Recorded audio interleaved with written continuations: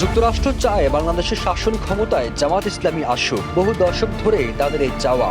বাংলাদেশের রাষ্ট্র ক্ষমতায় কেন জামাতকে চায় তার 5টি কারণও উল্লেখ করেছেন বাংলাদেশ নিয়ে কাজ করা মার্কিন এক কূটনীতিক। কলকাতার সংবাদ মাধ্যম এই সময়ের এক প্রতিবেদনে এমন তথ্য উঠে আসে, তবে ওই মার্কিন কূটনীতিকের নাম প্রকাশ করেনি সংবাদ মাধ্যমটি।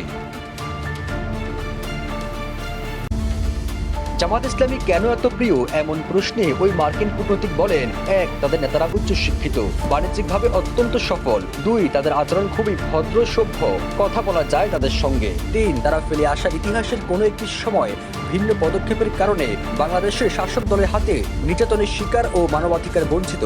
4. জামাত গণতান্ত্রিক ব্যবস্থায় বিশ্বাস করে। এবং 5. ইসলামী শক্তি হলেও জামাত তালিবানের মতো পিছিয়ে পড়া নয়, বরং প্রগতিশীলই বলা যায়।